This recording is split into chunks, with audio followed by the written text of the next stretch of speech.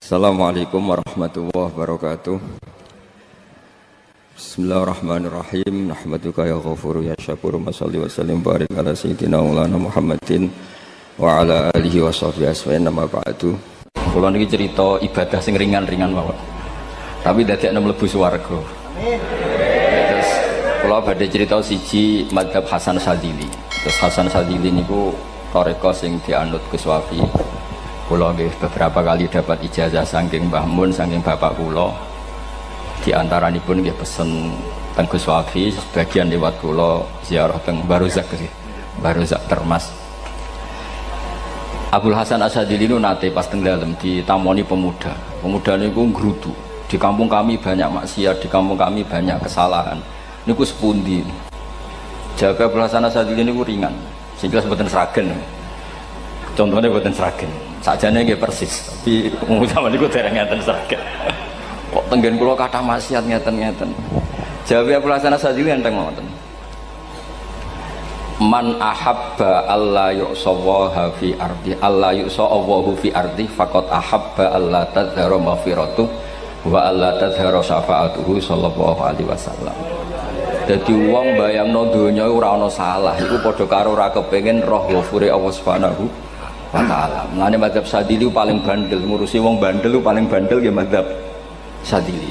Ngger kiai Sadzili ya iku ora umate macam-macam. Mulane teng Indonesia niku penak, sing ketunan putih seneng nabi, sing ireng nggih seneng nabi, sing ra ketunan nggih seneng nabi. Mulane setan ku bingung. Nyongkone sing seneng nabi keturunan putih tok, sing seneng keturunan ireng ya seneng nabi, sing ra ketunan ya seneng nabi, sing lakenan ya seneng nabi. Jadi kelompok itu kathah sangat. Ini penting kalau aturaken mergi madhab Sadzili niku pancen dados pembanding madhab Sayyid Abdul Al-Haddad. Madhab Abdul Hasan As-Sadzili niku sing paling masyhur diriwayataken dening Shahibul Hikam. Mergi Ibnu Athaillah As-Sakandari muridé Abdul Abbas Al-Mursi, Abdul Abbas Al-Mursi muridé Abdul Hasan sinten Asy-Syadzili. Niku madhab ingkang bener-bener jadi pembanding. Mergi teng bab husnudzon niku beliau itu pakar. Orang itu bisa yarjuwa hawal yaumil akhir. Orang itu bener-bener dibikin nyaman mbek Allah mbek Rasul. Misalnya ngeten, sampean sowan Allah iku kudu arep-arep disangoni. Kena arep disangoni berarti nganggep Allah iku medhit. Mulane tomak niku penting. Tapi mbek pangeran aja mbek wong, tapi mbek pangeran mbek. Dados limangka nayar juwa hawal yaumal akhir. Riyen niku zaman kula alit. Niku anggere ana santri lunga iku sangu sak umbalan. Mergo yakin kiai iku nyangoni. Lho diyakini nyangoni iku keren, berarti diyakini lomo. Lha kok yakin mlebu neraka, berarti nganggep Allah gak Rahman Rahim. Lan yakin mlebu napa? Swarga. Mok modal urun maulid sak dina ora urun malah entuk. Terus niki rontok-rontok salah tapi muga-muga itu sepura pangeran. Nggih wau. Nak sampean bener niku sifat ghafuri Allah nganggur, nggih. Kerhane efektif ana sing salah. Mulane wonten cerita wonten tiyang teng multazam donga ya Allah, kula paringi mboten nate salah. Iku jawabe pangeran fa'ina adhu ghufra. Wong ora tau salah sifat ghafur iku nganggur. Niki cerita sing sampean aja niru kula. Niki cerita ilmu. Niku madzhab Abdul Hasan apa? Asy-Sadzili. Benten madhabe Sayyid Abdul Al-Haddad itu jalure khauf. Jadi dosa gede apa cilik? Ora ana gede, ora ana cilik. Kowe aja delok sing mbok dosani, aja delok dosane tapi delok sing mbok dosani iku sapa. Misale Gus Wafi ngutus santri teng mriki, "Cung, tukokno rokok." Rokok itu barang makruh misal. Mestinya kan santri oleh bantah, niki kiai ku piye to barang makruh kok kon nuku. Tapi masalahnya kan arah dituruti ya gelo tenan. Jadi ojo delok kongkonane penting ra penting, tapi mukhalafah iku sababul fir. Misalnya kados kula niki teng mrikan wonten botol minuman. Cung pindah rene itu kan barang sepele. Terus sampean takok urgensinya apa ya harus dipindah. Iku santri mangkelno to. Ya dipindah wae pokoke penting nu. Menurut itu cara pandang Sayyid Abdul Al-Haddad. Ki aja geman bantah pangeran senajan to perintahe sepele.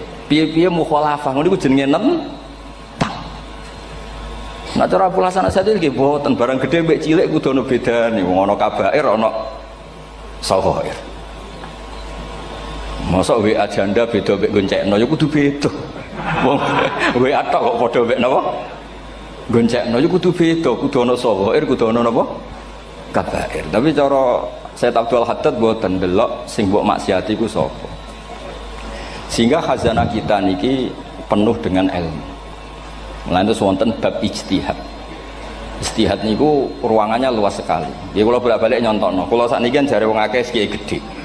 Jare wong akeh kula niku kiai gedhe. Nek diundang anak kipan tangga yo bingung. Ora teko sawane kiai gedhe sombong, diundang wong cilik ora teko. Teko iku mahjubno kiai sing ora tau pahayu. Kuwi bingung. Nyatane kula ora teko nggih do matur nuwun Gus. Athok kula mboten lakon. Nah kula teko kan mesti ordere teng kula mboten. Cara sing tok pitik gedhe nggih kula, salam templek gedhe nggih kula. Berhubung kula ora teko ngresgeni tiyang kathah. Saiki misal wonten takok, kiai gedhe diundang musala cilik iku kesunatan teko apa makruh teko? Cara ijtihad, cara sampean makruh teko napa kesunat? Kula misale diundang ning Sragen ning musala Penceng. Kula niku sunat teko napa haram teko? Haram ya bener lagi kayak haram ya. Setuju haram. Mergo mahjubno ya haram setuju niku. Itu ijtihad. Ijtihad itu ranahnya itu karena nggak bisa ditebak. Ijtihad itu nggak bisa ditebak. Kalau ada cerita kata tentang ijtihad, niki betapa umat Rasulullah umat sing bejo, pilihan-pilihan ijtihadnya dibenarkan. Masyhur tenggene cerita Bani Quraidah. Nabi ngendikan, engkau kowe aja geman salat asar kecuali sampai neng kampung Bani Quraidah. Ternyata kurang 2 kilo atau 3 kilo matahari itu mau terbenam. Sebagian sahabat sholat sebelum sampai Bani Quraidah karena takut sampai Bani Quraidah sudah qadha napa asar. Sebagian tetap sholat di Bani Quraidah meskipun sudah qadha asar. Ketika lapor Nabi semuanya dibenarkan. Semenjak itu ada pintu sing darani pintu napa ijtihad. Mengenai kalau bolak-balik cerita, wonten kiai nak tangkok, cung kowe ngaji mek sapa? Ngaji kalian tiang niki. Kiaimu tahu nangis mboten? Lereni ngaji mek kiai ra iso nangis, berarti atine atos. Nak Abdul Hasan Asadili takok cung kowe ngaji mek kiai sapa? Kiai fulan. Tahu guyu mboten nate, lereni kiai ra iso syukur mbok jani. Kiai ra iso syukur kok mbok jani. Karena itu masalah ijtihad. Nggih masalah napa? Ijtihad. Ijtihad itu polanya enggak jelas.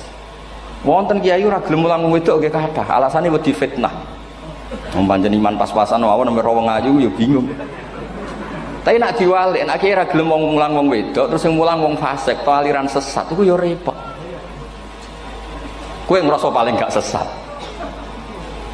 Ya sudah seperti itu masalah-masalah apa? Ijtihad. Nah, kalau tak cerita saat ini balik cerita tentang Burda. Burda nu nak ngelem Kanjeng Nabi. Niku pancen diilmoni tenan. Kalau niku Burda berjanji tiba niku setengah hafal. Pancen riyen mbah kula buyut-buyut kula niku pesene ken hafal tiba, hafal berjanji, hafal Burda. Wis mboten ngengken ngapal loh, tapi karena sering baca akhirnya hafal. Kalau beri beberapa contoh, ngelem niku nak mboten diilmoni itu kualitasnya tidak bagus. Tapi kalau diilmoni itu kualitasnya bagus. Kalau beri contoh begini. Saya itu kalau pidato atau khutbah atau ngaji, apalah terserah istilah jenengan atau ceramah. Biasanya kalau seneng istilah ngaji, niku mesti ikuti sing gampang mawon. Wa ala alihi wa sahbi ajmain. Ajmain itu kalimatun fariqah bainana wa bainasyiah. Fa innana nukrimu jami'as sahabah. Ajmain itu kalimatun fariqah, kalimat pembeda. Kita ahli sunnah wal jamaah akramu jami'as sahabah. Ada kelompok sing akramu sahabian wa ahanu sahabian akhir. Sehingga ajmain itu harus kita baca. Itu karena itu kalimatun fariqah, kalimat pembeda. Kata-katanya hanya ajmain. Begitu juga berjanji. Berjanji itu nak ngelem Nabi niku wa ba'du fa'aqul wa Muhammad bin Abdullah bin Abdul Muttalib wasmu Syaibatul Hamdi Humitat Hisaluhu Saniyah. Karena ketika Rasulullah memaklumatkan jadi Nabi itu problemnya itu nasabnya siapa? Orang-orang yang di Palestina, di Israel, di Yordan, di Syam kalau dulu itu alamatnya Nabi itu harus turunan Ibrahim. Ibrahim sementara orang Syam menurut pengetahuan orang-orang Yahudi Syam. Maka saya berjanji menunjukkan dulu kalau nasabnya Muhammad itu ini. Terus sampai warafuhu ilal khalili Ibrahimah.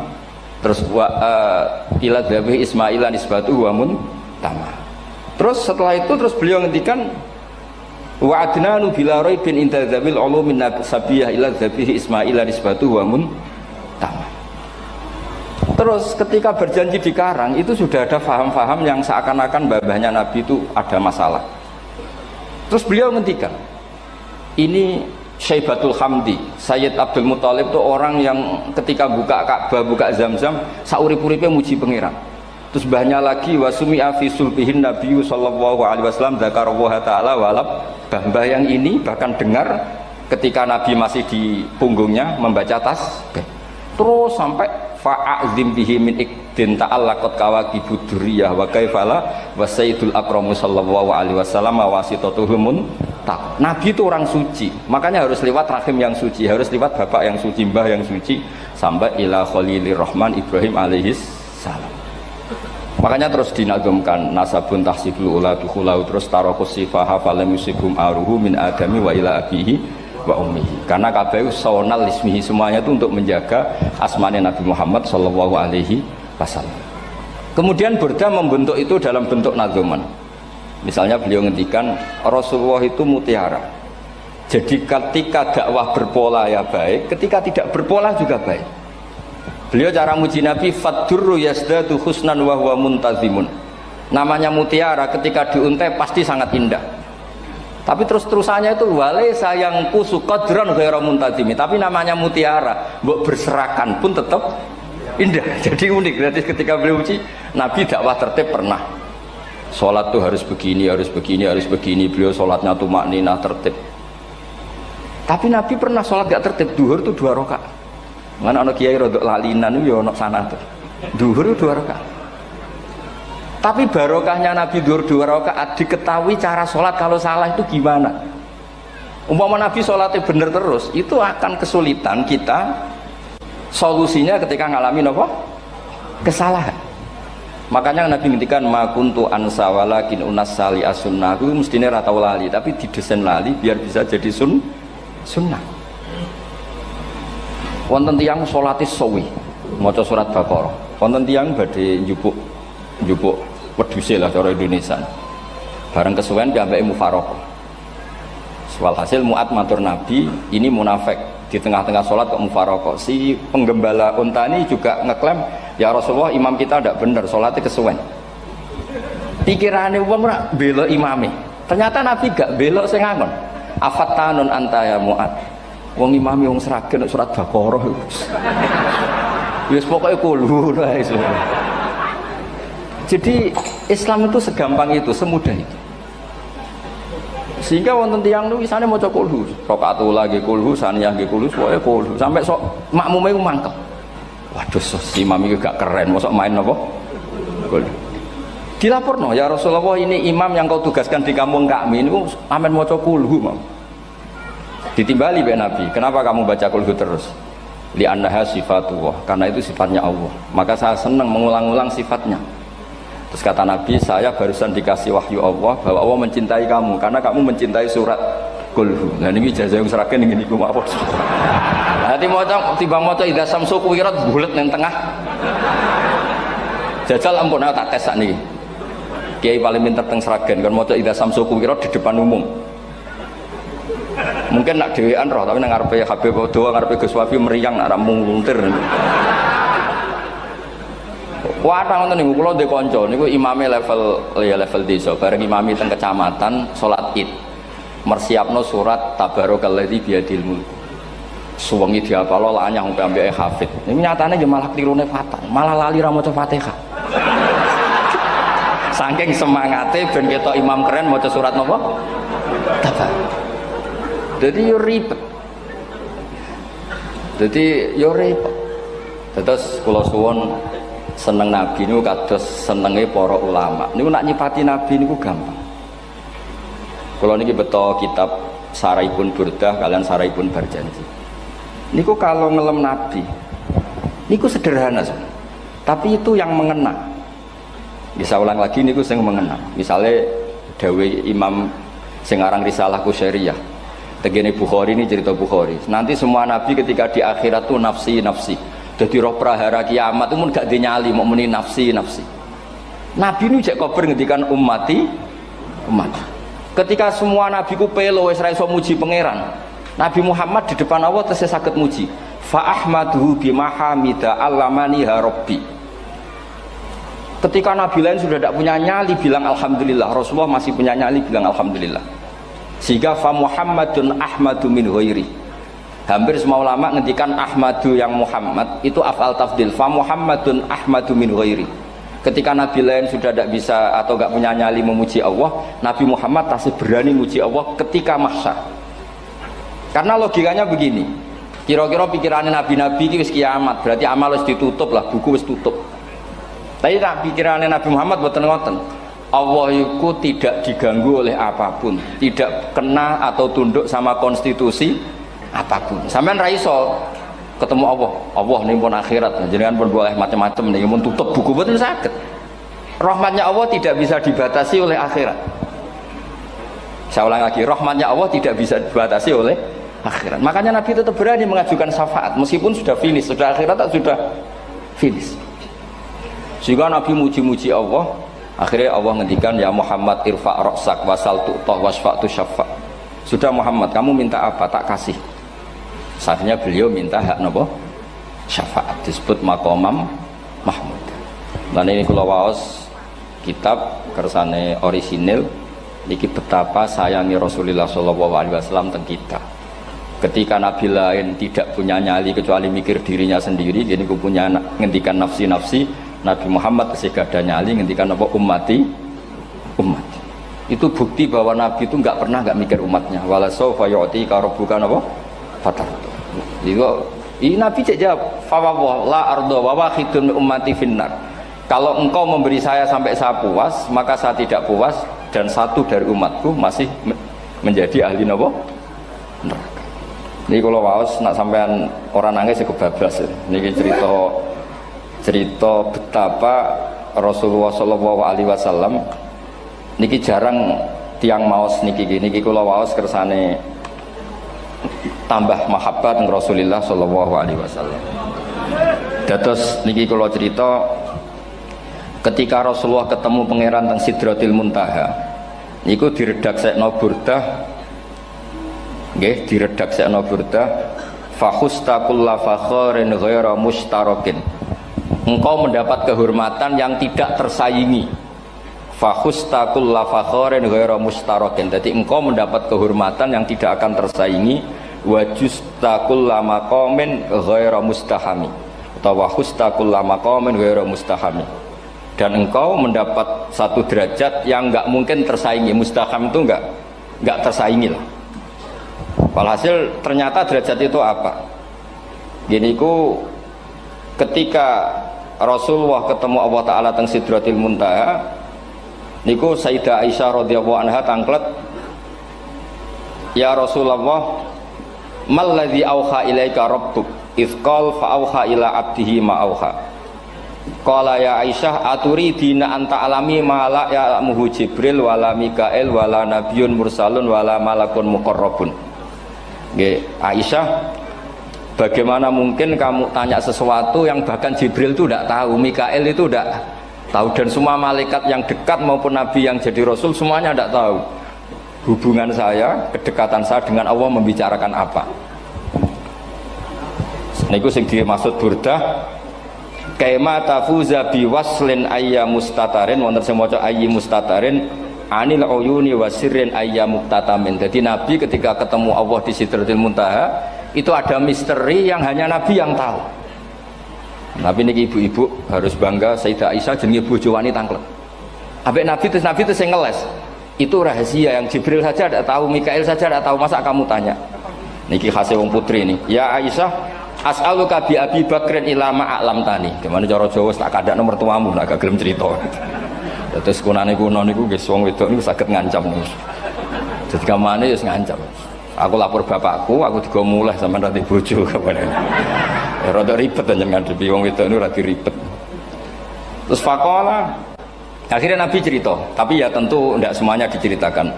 Inni lama kuntu qaba qausaini qultu Allahumma innaka adzabta al umam ba'duhum bil hijar wa ba'duhum bil masih. Oh ya, ini halaman 63 62 teng kitab Khasyatul Bajuri alal Burdah.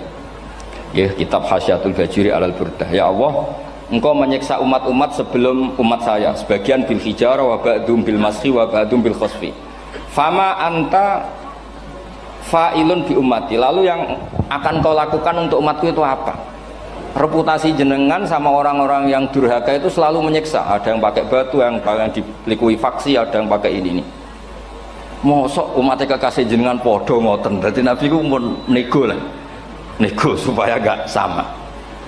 Faqala unzilu alaihimur rahmah min ananis sama wa ubaddilu sayiatihim hasanat. Ndak, saya ndak seperti itu dengan umatmu. Waman sa'alani a'taituhu waman tawakkala saterusé. Terus wa fid dunya asturu alal usad wa fil akhirah usyaffi'u kafihim. Orang-orang yang masih maksiat di dunia tak kasih hak tobat, dan nanti di akhirat tak kasih hak syafaat. Engkau tak kasih hak syafaat. Mulane ini penting dingertosi, bilih ukuran Nabi baik itu gampang nak sampean ngaji ngangge ilmu. Syafaati li ahlil kabair min ummati. Sok syafaatku kanggo wong sing salah akeh. Wong Nabi ku ora melok dosa kok mikir nyafaati. Nak rapi-apike wong ra mungkin. Wong sing dosa iku sampean, sing salah sampean, sing mikir solusine Kanjeng. Nah, belum wong kok apikane ngono iku gak mungkin ta wong. Wong sing salah ku sampean, sing diutang yang sampean, sing kasus ku sampean, sing mikir Kanjeng. Nah, itu cara ulama ngelem Kanjeng Nabi. Mulane khodam tuhu bimatihin astaqilu bihi dzunuba umri madha fi syi'ri wal khodami. Dadi aku ngelem Nabi iku sebagai bentuk ngelem sing dadekno dosaku ben disepuro pangeran. Misalnya kita suka alpat, muji alpat, suka innova, muji innova, suka kebun, muji kebun. Sing ribet tuh nak suka hewan, seneng kucing nggak ngelem kucing. Lu bareng ngelem Kanjeng Nabi kok ora iso. Lane jari Burdah, aku iku ngelem apa tau iso, mosok aku ora tau ngelem Kanjeng Nabi. Makanya terus beliau hidupnya, kemampuan syairnya didedikasikan hanya nggo ngelem Kanjeng Nabi Muhammad sallallahu alaihi wasallam. Makanya terus ngendikan wa huli kholasi khaira multazim. Saya dedikasikan kecerdasan saya untuk ngelem Kanjeng dan Nabi, dan itu solusi terbaik. Lalu nak ngelem Kanjeng Nabi kadang kebablasan, sampai dikritik banyak ulama karena kebablasan. Gini masyhur beliau ngendikan wala yadi ka rasulullah jahu kabi idzal karimu tajalla bismi muntaqimi. Wonten naskah sing tahalla duka wau teng mriki diwaos napa tahalla napa tajalla tahalla ya. Wonten naskah tahalla wonten tajalla artosipun ngeten. Ya Allah, nabimu ini engkau gelari nabi yang ar-raufur rahim, sebagaimana yang sering disebut Habib Ali Al-Habsyi. Jika nabimu itu ar-raufur rahim, maka ketika engkau mau menyiksa saya dengan atas nama engkau al-muntaqim, zat yang tukang nyiksa, yang menyiksa, maka gelar engkau kepada nabi yang ar-raufur rahim itu kamu kemanakan? Jenengan kudu konsisten, terus kadung ngarani nabi ini jenengan raufur rahim. Maka sifat jenengan yang muntaqim jangan pakai dulu, karena saya ini umatnya Nabi yang kamu beri gelar Raufur Rahim. Paham tuh jenengan? Maksudnya ya aja sida nyiksa wong kadung mbok arani Raufur Rahim. Dadi wala yadi ka Rasulullahi jahu kabi idzal karimu tajalla tatahalla bismimun takim. Terus sing aran Burda jenenge Muhammad. Allah kadung janji wong sing jenenge Muhammad ora bakal disiksa. Sebetulnya maknanya ya Muhammad Sayyidul Anbiya nih. Tapi ketika ono panggilan Muhammad ke depan, Muhammad gak boleh disiksa. Jeneng kula nggih Muhammad. Terus Burdanu saking yakinnya ngendikan fa inna li zimmatan minhu bi tasmiyati Muhammadan wa huwa afal khalqi biz zimma. Gusti jenengan kudu eling nami kula niku Muhammad. Wong sing jenenge Muhammad itu ora oleh disiksa. Padahal maksudnya ora oleh disiksa kan Kanjeng Nabi Muhammad, tapi piyambake namine Muhammad. Terus ngendikan malih in ati dzamban fama ahdi bimuntaqidi minan nabi wala habli bimun sorim. Gusti kula pun iman mbek jenengan. Iman itu nilainya tertinggi. Jenenge iman nilai tertinggi, maka iman nggak bisa dibatalkan hanya karena saya salah.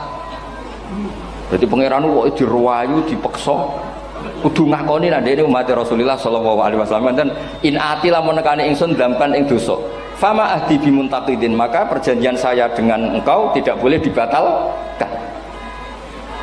Itu termasuk hebatnya umat Rasulullah sallallahu alaihi wasallam, apapun salahnya niku tetap diakoni umat Rasulullah sallallahu alaihi wasallam. Mergo termasuk kelebihan Nabi itu gak ada hak napa syafaat. Nggih, eling-eling termasuk kelebihan Nabi uga ada hak napa?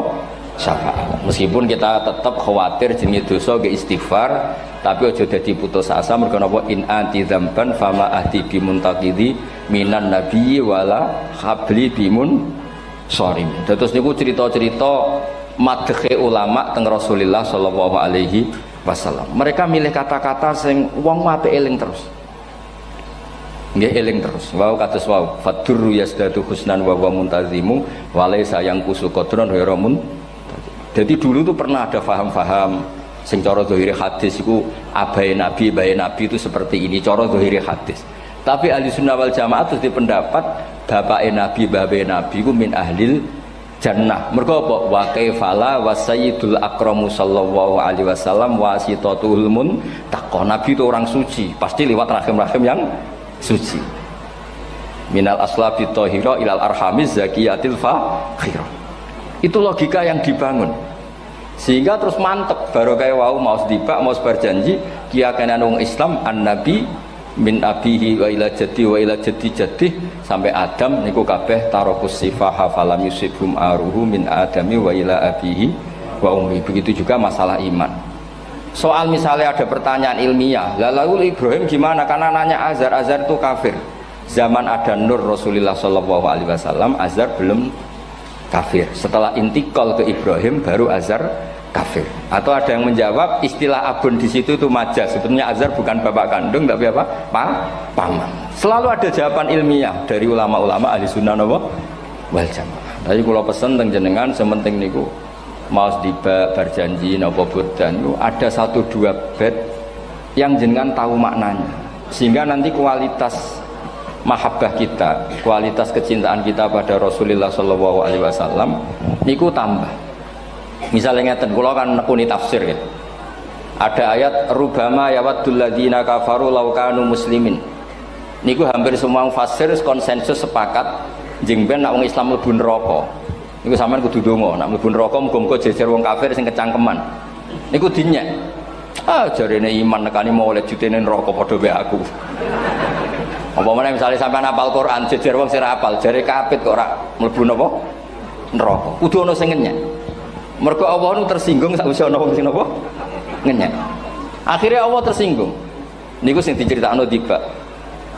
Wa izzati wa jalali la ja'altu man akhlasa li bisyahadati kaman kadzdzaba bi.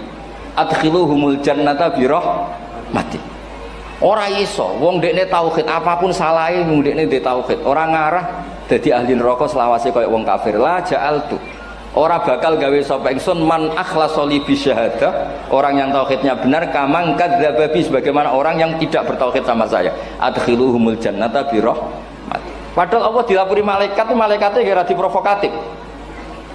Malaikatnya lapure wajadnahum asrafu ala anfusihim wa wajadna amalahum minadz-dzunubi ka'amsalil jibal. Jare pangeran wis timbang seputi Gusti, wanane salah tok.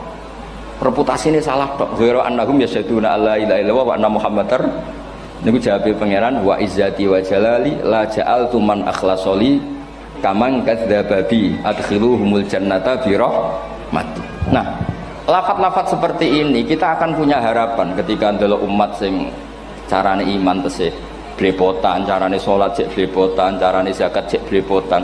Kita selalu punya harapan barokahnya iman, barokahnya mahabbah ning Rasulullah sallallahu alaihi wasallam, mereka tambah hari tambah baik. Jangan beragama yang tidak punya harapan, karena agama ini bagi yang punya harapan. Dimangka yarjuwa wal yaumal akhir, bukan yang tidak punya harapan. Kanjeng Nabi sekaruan Nabi orang terbaik dilarani wong Taif, disiksa wong Mekah. Niku malaikat usul kula siksane ya Rasulullah karena mereka menghina kekasih Allah. Mereka ada iman. Nabi masih punya harapan. Mungkin mereka ada iman.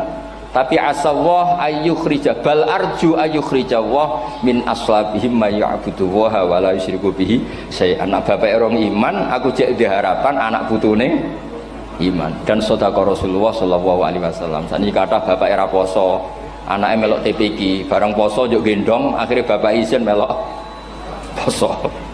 Bapaknya maca Quran ra tau. Bapaknya nekani wisuda anake hafid. Mana bapaknya ora kena dibentuk, ya arep-arep napa? Anake. Nah anake ora kena dibentuk ya arep-arep putune nganti Imam Mahdi turun nang ngoten mawon. Pokoke agama niki limangka nayarjuwa wal yaumal akhir. Terus kula suwun sak napa madzhab Abdul Hasan Asyadzali nggih pancen madzhab niku kathah tapi kula suwun agama teng zaman akhir dawuh Mbah Mun kudu kathah rojae. Nggih mergi walladzina amanu asyaddu hubbal lillah dawuh Imam Ghazali ar-roja yuqaddam alal khauf. Mergo roja dadekno mahabbah. Orang yang punya harapan itu lebih mudah mahabbah. Dan hubungan kita dengan Allah itu hubungan mahabbah. Ini ku walladzina amanu asyaddu hubbal lillah. Saman roh anake nawakal kok hubungane putus asa mesti maksudno. Tapi nek hubungane iso wae saiki nakal so ben gak. Iso wae saiki goblok so ben gak. Senajan to so ben ra terbukti lah, penting hidup itu ada harapan.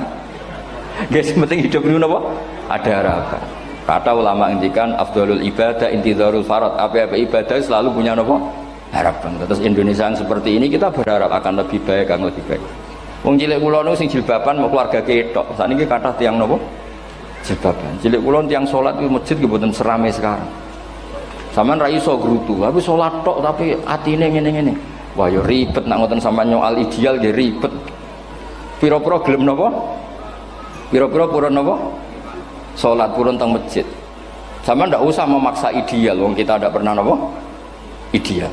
Terus kula suwun cerita-cerita teng tiba teng berjanji bahwa Nabi sahibus syafa'ah. Nabi nu tiyang sing peduline napa ummati. Jadi ketika Nabi lain mboten gadah nyali ngadepi hisab. Nggih niku do muni nafsi, Nabi tesih gadah nyali mikir umate ngendikan mati. Carane apa? Muji pangeran bimahamida allamani ha rabbi. Lane dawuh iki teng ulama-ulama dawuh fa Muhammadun ahmadu min ghairi. Makanya summiya Muhammadan mergo li annahu satu wasammihi idza wada'atihi Muhammadan li annahu satu madun apa? Uqbah wa summiya Ahmad li annahu ahmadu min ghairi. Ini hampir semua ulama ngendikan ketika teng mahsyar semuanya Nabi gak punya nyali untuk matur minta sama Allah. Mergo wis kiamat berarti wis nis Nabi tesih gak ada pikiran Allah itu tidak terhalangi oleh kiamat, Allah tidak terhalangi oleh akhirat, Allah tidak bisa dihalangi apapun, sehingga Nabi tetap wani jaluk pangeran. Berarti mujine Nabi ku lebih top karena tahu Allah itu tidak terbatasi. Nah karena Allah tidak terbatasi, podo-podo Allah wapian, wis tak jaluk kanggo umatku sing mati alat tauhid. Berhubung Nabi ngoten terus Allah ngendikan ya Muhammad irfa ra'sak napa wasal tu'tah wasfa tusaffa. Muhammad kepala kamu angkat, kamu minta apa saya turutin. Terus Nabi minta hak napa syafaat. Seseorang bertobat. Dulu umatnya Nabi Musa ada yang menyembah anak sapi ijel itu harus tobat. Itu tobatnya ekstrim betul. Kalau tobat sekarang kan cukup istighfar sama istighosah. Kalau dulu enggak, liyak tulal bari uminkum al mujrima, yang terbebas dari dosa menyembah anak sapi, membunuh yang terlibat atau pernah menyembah anak sapi. Makanya ayatnya apa? Fatubu ila bariikum faqtulu anfusakum. Ya, jadi orang-orang yang pernah menyembah anak sapi itu tobatnya apa? Faqtulu anfusakum. Sebab itu semua ulama berkewajiban menerangkan nasa mansuh. Sampai Sayyidina Ali suatu saat ada mubalek atau ustadz itu ngajar di masjid, ditanya, kamu tahu nasa mansuh enggak? Enggak tahu. Terus kata Sayyidina Ali, berhenti jadi mubalek, lisensinya dicopot.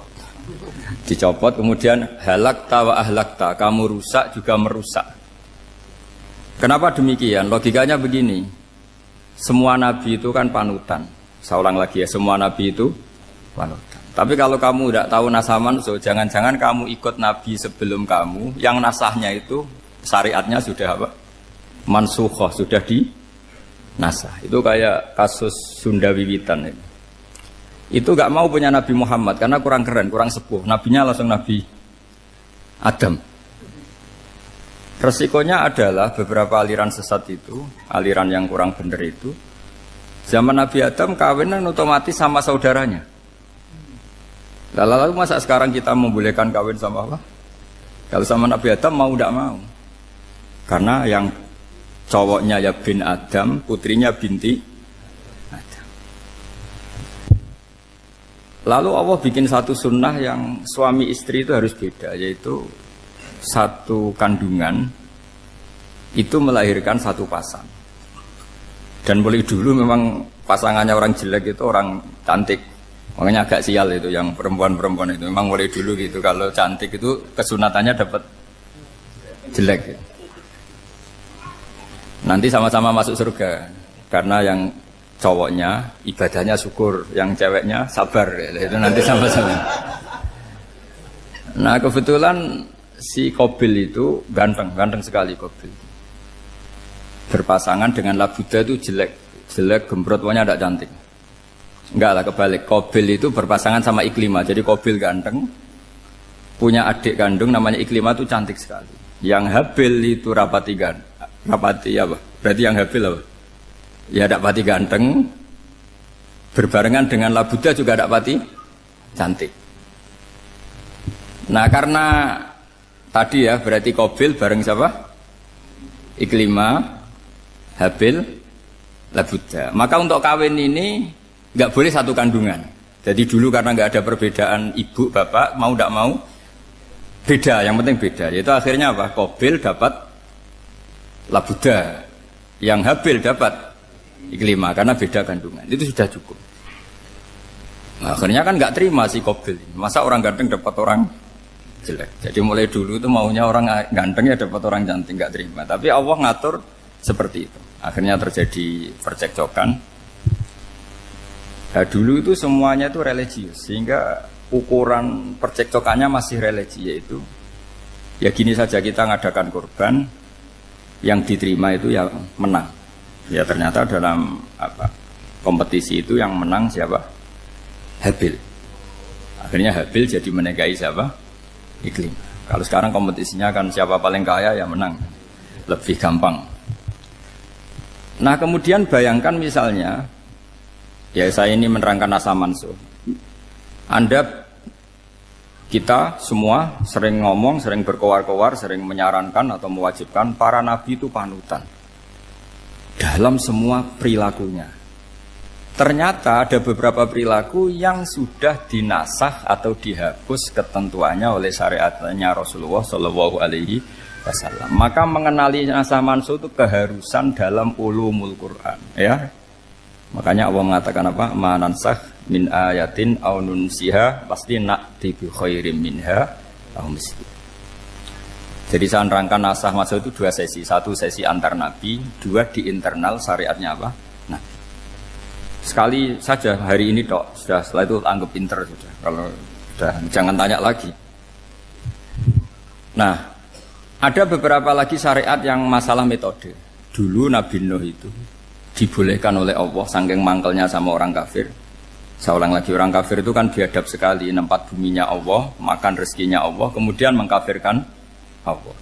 Pikirannya Nabi Nuh, orang biadab gini nggak layak hidup, itu pikirannya Nabi Nuh. Kalau dia pakai militer, tidak punya militer, ya pakai langit akhirnya. Pakai kekuatan langit, beliau berdoa, Rabbi la tazar alal ardi minal kafirina dayyar. Innaka intazarhum yudillu ibadaka wa la yalidu illa fajirong kafar. Ya Allah, mereka ini orang-orang kafir, padahal pakai bumi engkau, pakai rezeki engkau, matikan semua saja. Jangan sisakan satupun. Karena kalau masih sisa, nanti anak turunnya ya gitu. Gennya gendo ya pasti melahirkan gendo. Gen, wala yalidu illa fajirong kafar. Kalau kamu sisakan pasti melahirkan generasi gendo lagi, kafir lagi. Dituruti sama Allah.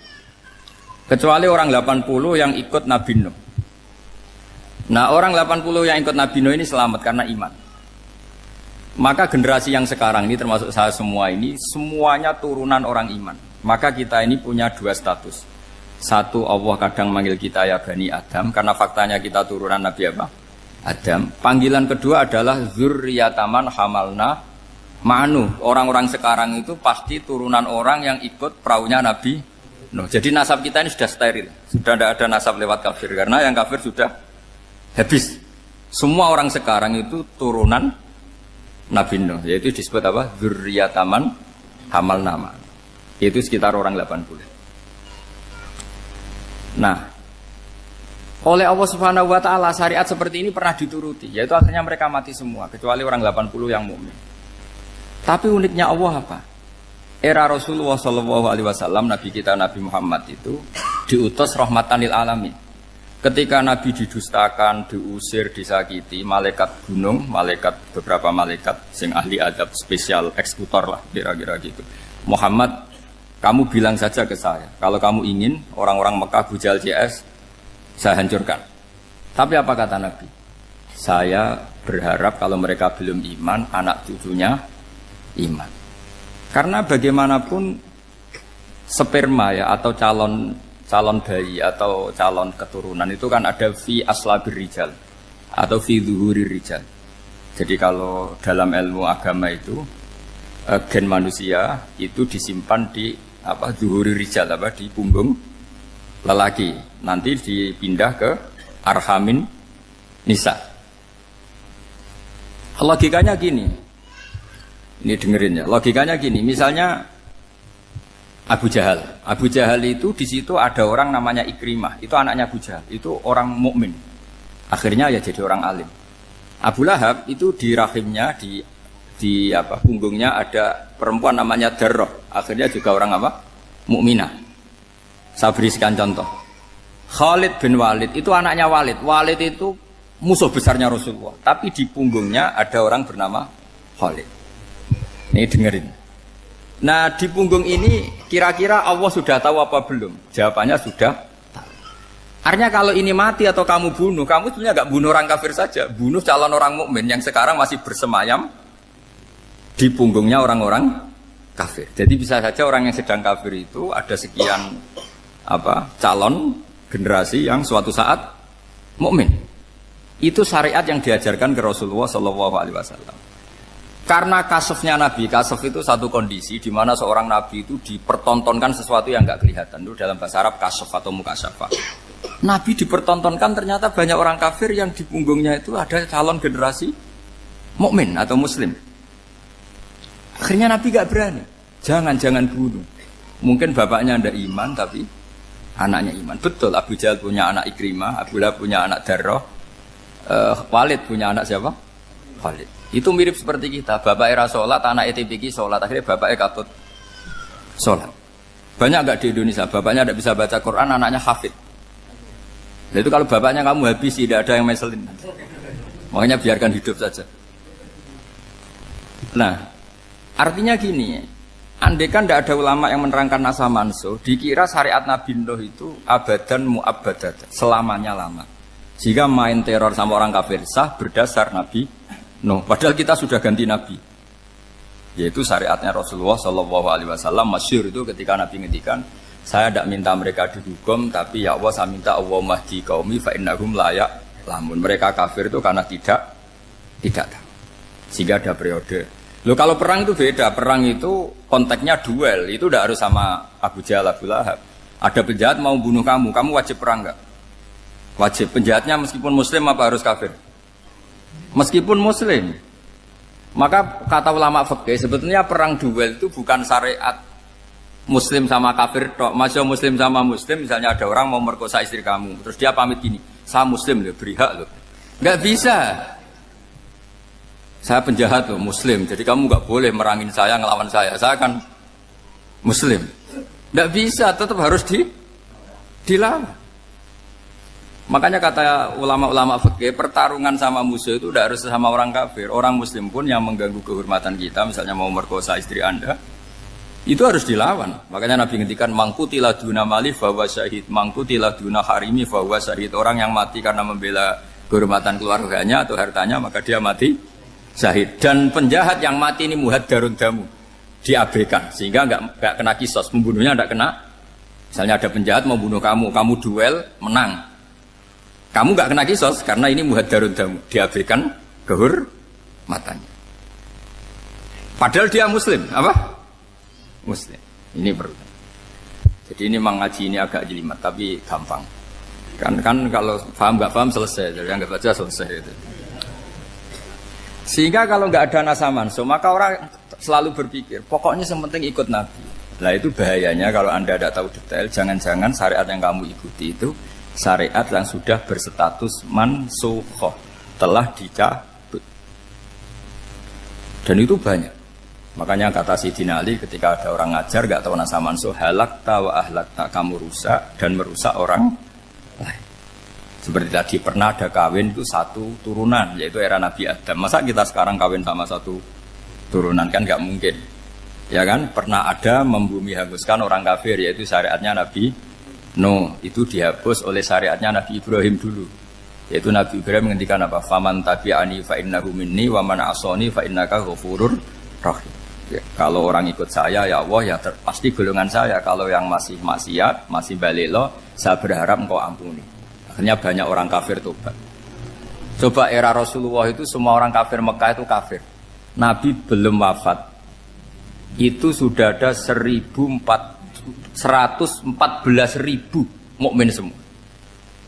Jadi Nabi menangi mayoritas orang menjadi mukmin dari mayoritas kafir. Yaitu disebut wara'aitan nasa yadkhuluna fi dinillahi afwaja. Andai kan Nabi Muhammad pakai syariatnya Nabi Nuh, bisa enggak mengislamkan orang sebanyak itu? Enggak bisa kan? Maka ini penting mengenali nasab mansur. Jadi periode cara wong Jawa maksud no tuntas. Robila tadar itu, pasot tuntas itu, menghabisi itu habis di periode Nabi siapa? Nuh. Syariat itu sudah enggak dipakai lagi. Yang dipakai apa? Faman tabi'ani fa innahu minni waman asoni fa innaka ghafurur rahim. Lah Nabi Muhammad ini nabi yang kena khitab anit tabi millata Ibrahim hanifah. Jadi masternya Nabi Muhammad itu mentornya Nabi Ibrahim. Sehingga syariatnya ya faman tabi'ani fa innahu minni waman asoni fa innaka ghafurur rahim. Tidak syariat rabbil tadzar alal ardi minal kafirina daya. Jelas ya, jadi mengenali nasa manusia itu penting sekali. Karena kalau tidak, Anda halakta wa ahlakta, kamu merusak diri kamu sendiri, juga merusak orang lain. Karena menfatwakan hukum yang sebetulnya sudah berstatus mansukhoh, hanya berdasar, itu kan syariatnya Nabi-Nabi dulu. Syariat yang apa?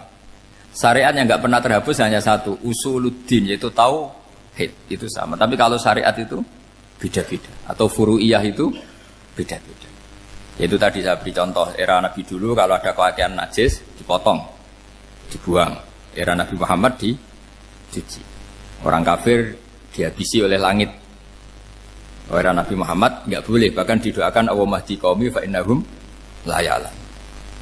Di Qur'annya apa? Wa in ahadum minal musyrikin astajaraka fa'jirhu hatta yasma'a kalam Allah summa ablihu ma'mana. Jadi kalau ada orang kafir nggak boleh main dihabisin, mereka beri peluang untuk mengkaji kitab Allah hatta yasma'a kalam Allah. Kalau mereka sudah berpeluang ngaji, harus summa ablihu ma'mana, harus dijamin keamanan. Ya karena apa? Dzalika bi annahum qaumul la ya'lamun. Bagaimanapun mereka memang karena tidak tahu. Nah, kenapa tidak tahu? Enggak. Karena tadi mereka tertutup oleh kultur yang beratus-ratus tahun. Mbah-mbahnya mereka menyembah batu, menyembah berhala. Ya tahunya itu ya Tuhan. Bagaimana Anda bisa menjelaskan sesuatu yang sudah beratus-ratus tahun kan tidak gampang. Maka ada periode dimaklumi, apa? Kalau era sampean kan, mosok waktu disembah saking gobloknya orang, kamu lahir kan sudah nyembah Allah, tidak nyembah batu. Bayangkan kalau kamu jadi mereka. Wong perut kamu saja disuruh makan pizza sakit kok, karena saking lamanya makan sambal kan gitu. Kamu bilang perempuan Indonesia saja cantik kok, saking lamanya jadi orang Indonesia. Padahal orang Indonesia tanyakan orang Eropa, cantiknya di mana? Kamu lahir di Afrika, bilang orang Afrika itu cantik, tanyakan orang Eropa, cantiknya di mana? Hitam gitu kok. Jadi orang itu pasti terkooptasi oleh sekelilingnya. Orang Afrika akan bilang wanita Afrika itu cantik. Coba tanyakan orang Eropa, cantik apa enggak? Belas. Orang Eropa yang kulitnya gitu kata orang Eropa indah, kata sampean. Koyok anaknya kebo katanya boleh jadi. Jadi orang itu akan terkooptasi oleh sekelilingnya. Bayangkan kalau semua orang nyembah berhala terus kamu ndak, alasan kamu apa? Kan menentang mayoritas. Dan itu berat. Maka dimaklumi oleh Allah, dzalika bi annahum qaumul la ya'lamun fi manah panyeruah. Nah, pemakluman ini yang mulai sekarang terkikis. Orang main pukul saja enggak mau ngaji. Enggak mau ngaji Quran secara kafah. Jadi fatwanya Islam kafah tapi ngajinya Quran enggak kafah. Ngambil 1-2 potongan ayat dipakai dalil. Jadi Islamnya inginnya kafah tapi ngajinya Quran enggak. Kalau kafah ya hafal 30 juz itu. Kalau mau ya, kalau mau kafah ya hafal berapa? 30 juz. Makanya saya sering bilang, saya sering dinasihati orang karena belum tahu saya ini hafal Quran. Bapak harusnya Islam itu kafah. Kata saya ya dimulai dari konsep Islam itu kafah dulu. Apa ya hafal Quran secara kafah. Jadi ini penting saya utarakan. Bahaya sekali orang mengenali Islam tanpa mengenali nasah mansuh. Karena beberapa syariat Nabi sebelum kita itu berstatus mansuh. Terus contoh berikutnya, ini nasah mansuh antar Nabi apa khusus internal Nabi? Antar Nabi aja agak selesai nih sampai subuh aja agak selesai. Contoh yang paling keren mungkin cowok semua senang. Nabi Dawud dulu istrinya berapa? 99. Nah itu kalau masih halal itu kan berarti jenengan tuh punya istri berapa? Wah kan ngeri betul. Punya satu aja repotnya gitu apalagi berapa? Punya 99. Terus kamu bilang gini, ini kan syariatnya Nabi Dawud, Nabi kan bisa diikuti. Pernah ada periode di mana seperti itu boleh. Jadi makanya mau tidak mau mengenali nasah mansuh itu harus. Kalau ndak ya kamu masih berkeyakinan boleh beristri berapa? Nah ini penting saya utarakan. Makanya Sayyidina Ali itu kalau ngetes calon mubalek, kira-kira kalau Kemenak dulu inginnya apa? Sertifikasi apa? Mubalek. Itu tanyanya gitu. Ta'rifun an-nassa wal mansuh, kamu apa tahu nasah mansuh? La. Jawabnya Sayyidina Ali, halak tahu ahlak tahu. Kamu orang yang rusak. Karena tadi takutnya ada syariat yang sudah mansuh dipakai. Itu tadi misalnya kita ini tidak umatnya Nabi Nuh, tapi pakai syariat Robbila tadar alal ardi minal kafirina. Terus ketiga begini, misteri manusia itu. Dan ini kita tidak pernah tahu sampai kiamat, tapi ini ilmu harus kita diskusikan. Misalnya saya ini namanya Bahauddin. Saya sekarang hidup sampai 2019 sekarang. Kan hanya Allah yang tahu berapa turunan saya sampai kiamat dan statusnya kayak apa. Donald Trump juga gitu. Donald Trump itu sekarang kafir, tapi kita tidak pernah tahu nanti turunan keberapa ada yang Muslim. Lah turunan yang calon Muslim ini diletakkan di mana kita tidak tahu. Yang jelas kalau kamu bunuh itu katut itu. Artinya gini, logika membiarkan orang kafir itu ya ada logikanya. Nah, logika membunuh karena mereka mau membunuh kita ya ada logika fikihnya, karena kalau kita ada membunuh dibunuh. Makanya semuanya hukum ini terus bergantung al-hukmu yaduru ma'ilatihi wujudan wajib. Di sini terus dipertemukan. Makanya semua nabi itu kalau yang namanya membunuh pasti pas perang saja, karena ini kondisi yang memang pilihannya hanya dua, kalau nggak dibunuh ya membunuh. Ada duel lah itu. Maka ini butuh kajian fikih dan orang nggak boleh subjektif dalam hal ini. Saya ulang lagi, tidak boleh subjektif karena tadi orang yang kamu katakan sekarang misalnya Zaid, kamu itu bodoh sekali. Kenapa bodoh? Nggak hafal Quran, nggak pernah kuliah, nggak pernah ngaji. Ternyata Zaid ini bersemayam calon anak yang alim alama hafal Quran, namanya Umar, tapi masih jadi sperma. Suatu saat Zaid itu punya anak alim alama, kan banyak orang tidak bisa baca Quran punya anak hafid, banyak nggak di Indonesia? Banyak nggak petani yang punya anak dekan? Petani punya anak dekan, yang dekan punya anak naik kelas saja susahnya bukan main. Banyak kan? Nah ketika dibalik nanti ada dekan punya anak goblok, yang petani punya anak dekan, pinter mana? Kita tidak pernah tahu, makanya ini kan ya sudah, kalau nggak pernah tahu ya bilang saja wallahu alam, kan selesai. Daripada keminter keliru kan ada wallahu alam. Makanya cerita favorit guru saya Kiai Haji Maimun Zubair itu punya apa namanya Kiai Zubair. Itu cerita favoritnya itu ada santri namanya Soleh. Soleh itu alim alam. Orang Madura itu cara berpikir kan kalau kiai saja alim seperti itu, apalagi bapaknya. Pas bapaknya main ke pondok, santrinya ada ribuan. Bapaknya main ke pondok itu. Sholat itu ya gak bener, gak sesuai sunnah Rasul lah kira-kira gitu. Sudah sholat itu gak bener, apa-apa gak bener. Masih ditakwil sama santri Madura, karena orang Madura itu kultus. Mungkin khilaf itu satu khusus, pokoknya perlakuan khusus. Suatu saat saking bodohnya orang itu, kenceng tuh pikir musola. Wah ini gak bisa ditakwil lagi, akhirnya gak bisa ditakwil tuh gak. Wah ini sudah gak bener ini, gak bener. Singkat cerita santri tadi gak kuat matur ke kiainya, Pak Yai, jenengan sealim itu kok bapaknya segoblok itu. Kenapa? Ya, dia kencing pikir musola. Oh bapak saya itu pinter sekali. Kok bisa? Karena beliau yang memutuskan saya mondok sampai saya jadi alim alama seperti ini. Yang bodoh itu mbah saya. Yang bodoh itu mbah saya.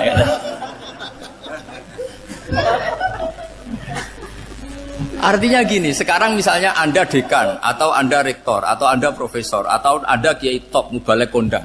Anda mau balik kondang terus punya anak, gobloknya bukan main. Atau apalagi anaknya ketangkep KPK. Yang satu anaknya orang bodoh jadi dekan. Kalau kompetisi ini pinter mana coba? Ada ahli metodologi tapi anaknya itu terlibat narkoba. Yang ini petani utun, anaknya dekan. Kira-kira kalau dikompetisikan pinter mana? Anaknya pinter petani tadi. Gitu. Yang ketika petani kamu vonis bodoh gitu. Tapi siapa tahu kalau ini menyimpan calon.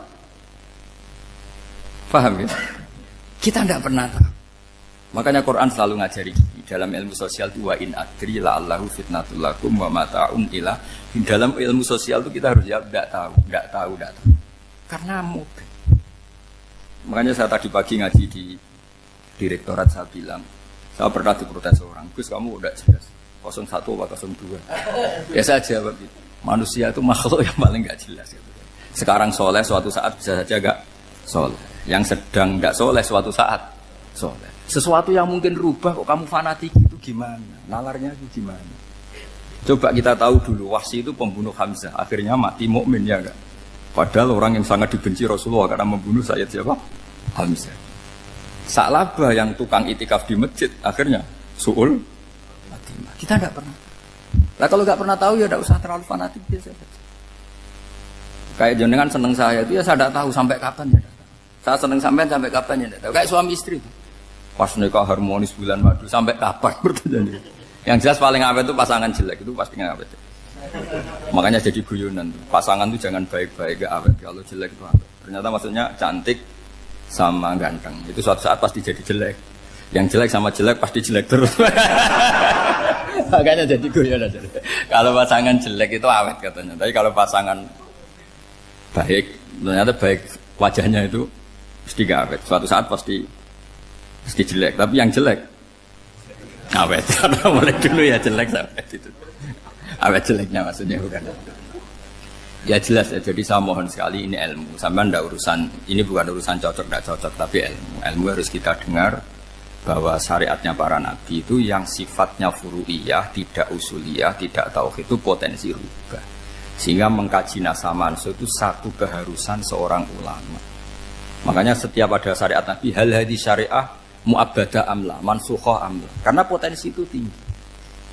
Kita tahu dulu semua nabi sholat menghadap apa? Baitul Maqdis. Era Rasulullah dipindah ke Ka'bah.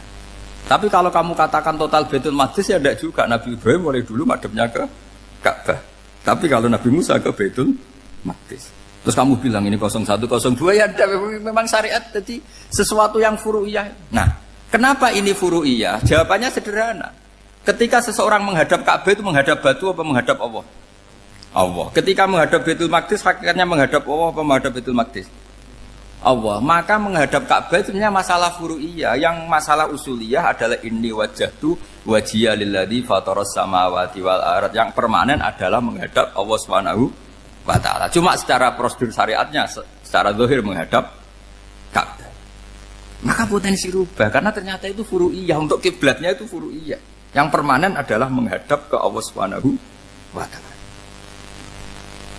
Ini pentingnya. Jadi terus sekarang masih antar nabi apa di internal nabi? Ini sudah mau selesai waktunya, sudah habis ini. Internal. Ini sudah selesai, ini sudah pas ini. Mohon Pak Andi. Oh. Jam ini sudah sampai mana tadi? Diteruskan apa enggak? Sudah ya, sudah kayaknya sudah. Biar kelihatan cerdas terus. Sekali pertemuan sudah pinter gitu. Berapa? Setengah jam sudah pinter gitu. Yang internal nabi apa antar nabi? Internal ya, sudah sekarang ke internal. Kalau internal lebih banyak lagi contohnya. Yang masyhur tentu masalah Baitul Maqdis. Dulu Rasulullah pernah sholat menghadap Baitul Maqdis 16 bulan. Berapa? 16 bulan, kila 17. Pokoknya khilafnya hanya 16 dan 17. Kalau ada bilang 10 bulan berarti gak pernah ngaji khilafnya. Karena khilafnya itu hanya 17 sama 16. Akhirnya sama Allah diminta disuruh menghadap ke Ka'bah. Saya ulang lagi, itu tetap masalah antar nabi sebetulnya. Begini. Makom itu kalau dalam bahasa Arab bukan kuburan. Kalau di Indonesia kan makomnya Sunan Bonang itu kan kuburan. Kalau makom dalam bahasa Arab itu sesuatu yang pernah dipakai singgah, itu namanya apa? Makom. Lalu Rasulullah itu pertama di Medina itu madhep Baitul Maqdis itu 16 bulan. Orang Yahudi senangnya bukan main. Sampai mereka bilang gini, Muhammad tuh gaya-gaya nantok punya agama baru, tapi kiblatnya ikut kita. Baguslah anak itu katanya, masih tahu diri katanya. Bagus katanya itu masih tahu diri. Jadi senangnya bukan main orang Yahudi. Karena kiblatnya Muhammad sama dengan mereka. Ya tentu mereka jangkar Muhammad, bukan Sayyidina Muhammad atau Rasul Muhammad, karena mereka masih gak iman. Nabi itu ya agak tersiksa karena beliau secara gen turunan Nabi Ibrahim dan kiblatnya Ibrahim itu Ka'bah. Agak tersiksa tapi sami'na wa ata'na tetap madhab ke Baitul Maqdis berapa? 16 bulan. Suatu saat Nabi Muhammad itu disuruh madhab Ka'bah. Ini dengerin. Akhirnya madhab ke Ka'bah. Apa yang terjadi? Orang Yahudi komentar gini, Muhammad itu gimana? Dia di perantauan, rindu sama keluarganya. Terus rindunya itu diaplikasikan jadi perilaku agama. Jadi dia madhab Ka'bah dianggap kangen. Kayak saya kan orang Rembang. Rembang itu apanya Jogja? Timurnya apa? Enggak, Jakarta itu mana Jakarta itu? Barat sana ya. Ibaratnya saya orang Jakarta, terus merantau di Jogja. Dulu kiblatnya itu menghadap ke timur. Terus ketika madhab ke barat, kata sampean, wah itu padune kangen apa? Keluarga. Juga kurang ajar orang Yahudi. Jadi orang Yahudi itu memang paling pinter bully. Makanya kalau sampean tukang bully itu ya agak-agak, ya enggak. Saya tidak ngomong agak ya, pokoknya agak-agak. Ya. Pinter bully orang Yahudi.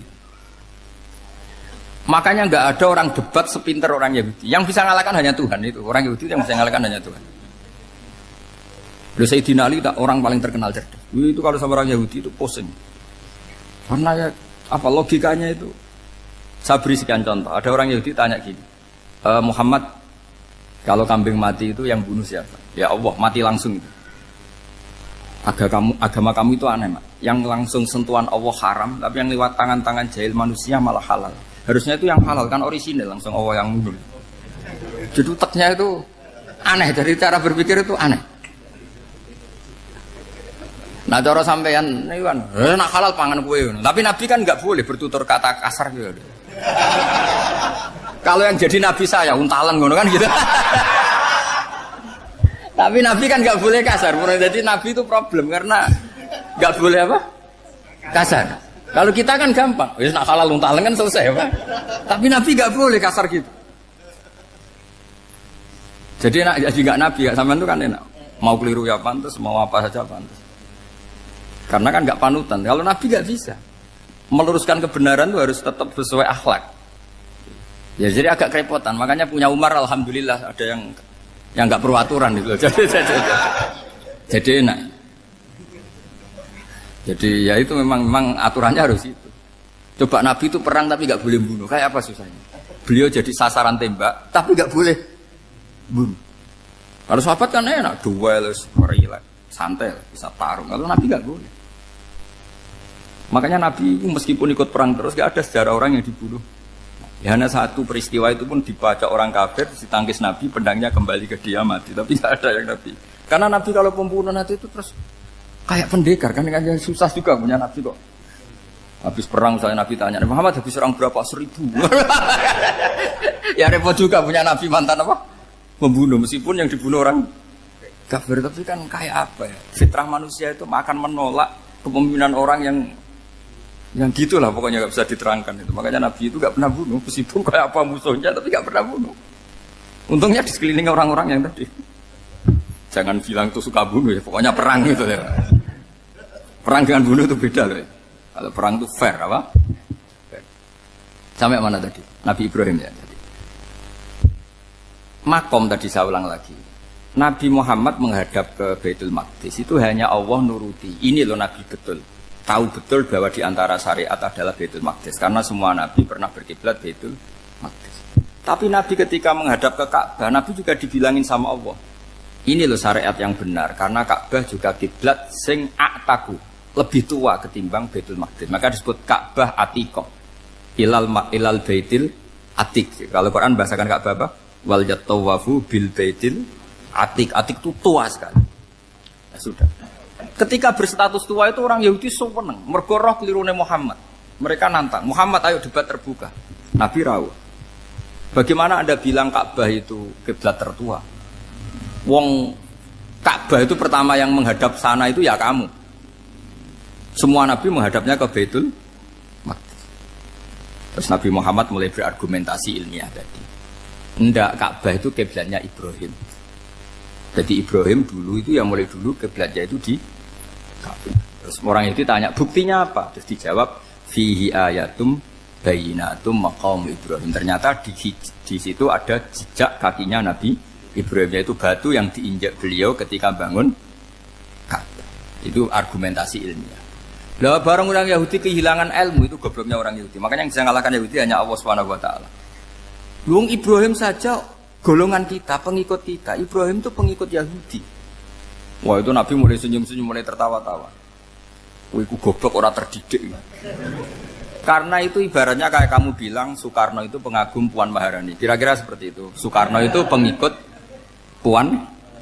Karena Yahuda itu Yahuda bin Yakub bin Ishak bin Ibrahim. Saya ulang lagi ya, nasabnya Yahudi ya Pak. Yahuda bin Yakub bin Ishak bin Ibrahim. Jadi Ibrahim itu mbah keempat dari Yahuda.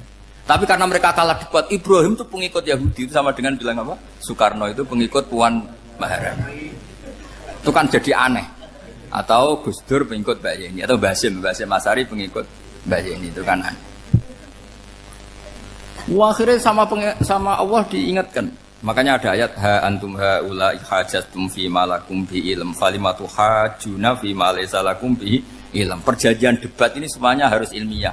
Tapi kenapa perdebatan Anda malah ndak ilmiah? Karena orang Yahudi iftadohu, malu semua. Wah, semuanya Muhammad. Itu satu-satunya kekalahan orang Yahudi. Tapi ayat-ayat seperti ini itu enggak populer. Ayat ha antum haula hajastum fi malakum bi ilm falimatu hajuna fi ma laysa lakum bi. Jadi Islam betapa hebatnya Islam. Kalau debat harus ilmiah. Dan Kanjeng Nabi menantang, ini perjanjian kita debat ini ilmiah. Kenapa sekarang jadi tidak ilmiah? Yaitu kamu mengatakan Ibrahim itu pengikut Yahudi. Padahal Ibrahim dengan Yahudi itu dulu Ibrahim. Makanya Yesus kalah, man. Tapi tetap rakyat Islam. Tapi nah, makanya terus Ka'bah dibuktikan ketuaannya lewat apa? Fihi ayatum bayyinatum maqamu Ibrahim. Itu bukan makam kuburan. Karena makamnya Nabi Ibrahim tetap di Hebron, temudi Palestina. Kira-kira itu Palestina. Jare Israel yo ning Israel, mbok menang di. Jare ning Israel yo ning Israel, jare Palestina ning. Saya pernah ziarah ke sana di Hebron.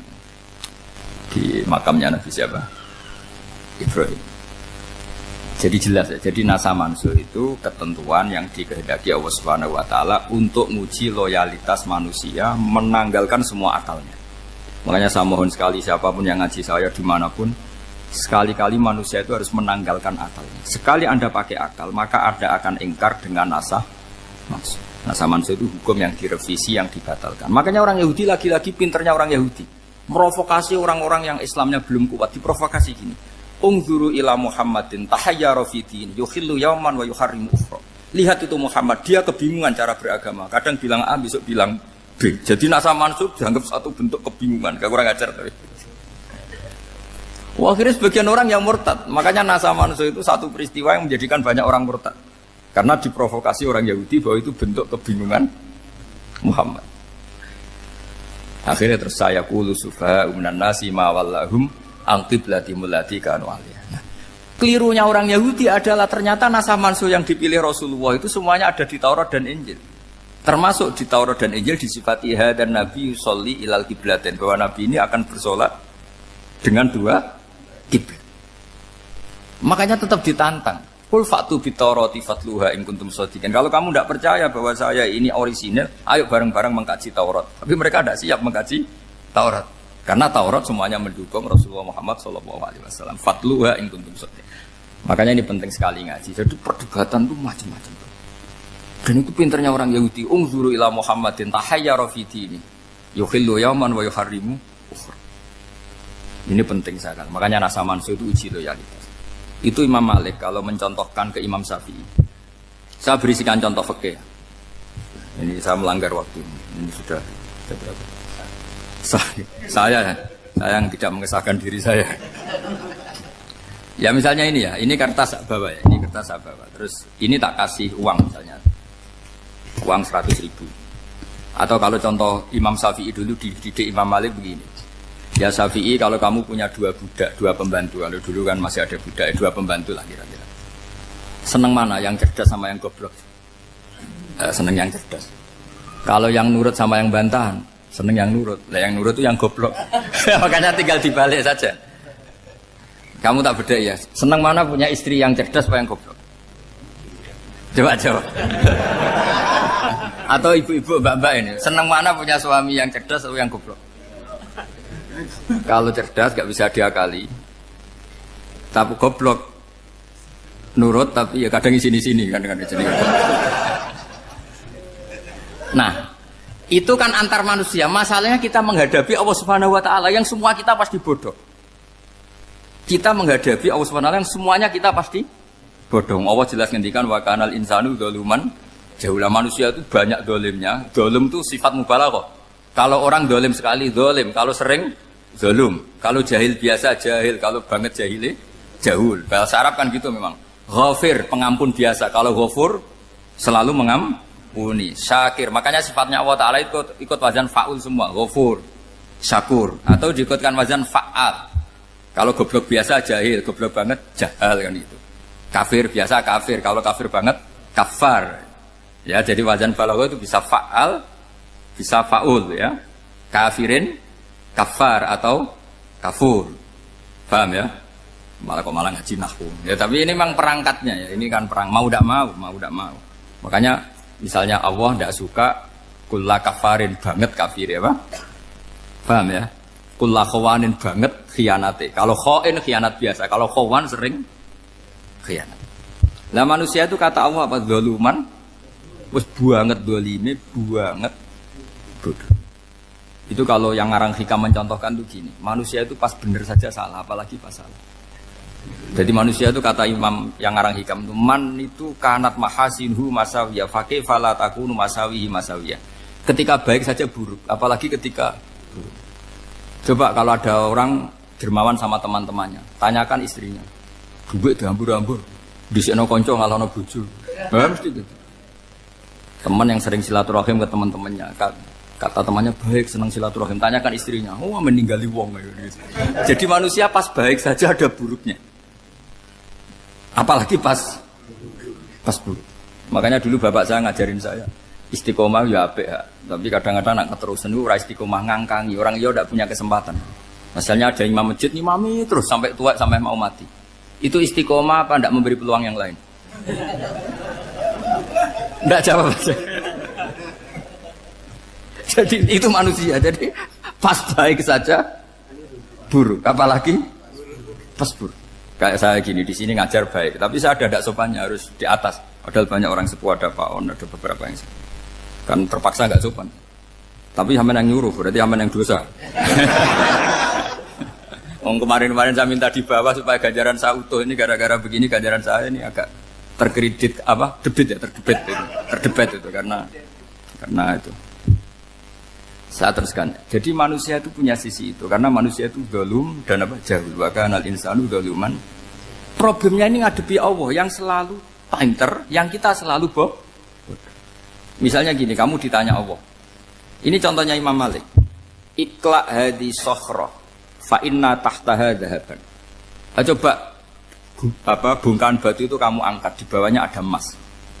Lalu budak yang pinter berlogika, oh disuruh buka itu karena ada emas toh. Berlogika. Kalau budak yang goblok enggak, ya disuruh ya diangkat saja. Ada emas apa enggak karena perintah ya diangkat. Yang satu nurut karena perintah, yang satu nurut karena ada emas, ada sesuatu. Logikanya suatu saat Tuhan tuh hanya bilang gini tok, ikla hadis sokhroh, batu itu angkat. Yang nurut yang goblok permanen tadi kan langsung ngangkat. Yang pinter, ini ada apa lagi Gusti kok harus diangkat? Ya gak ada apa-apa, nyuruh saja kata Allah gitu. Oh ada bisa, sesuatu harus ada alasannya. Itu kira-kira mangkel loh agak. Oh mangkel. Nah, logikanya manusia seperti itu. Makanya dua murid pinter, di rakyat pinter, presiden ya susah mesti demo. Goblok ya susah di sini uang. Ini kan nggak ada pilihan. Memang manusia itu nggak ada pilihan. Nah sekarang masalahnya gini di fikih ini saya kembali lagi ke fikih. Pertanyaannya secara fikih begini. Misalnya iddah. Iddah itu seorang perempuan ditinggal mati suaminya atau ditinggal atau cerai. Itu kan ada namanya apa? Iddah. Iddah itu memastikan apa tujuannya? Memastikan rahim itu steril dari mani atau sperma zaut awal. Supaya nanti kalau dinikah orang lain tidak terjadi ikhtilatul ansab, nasab.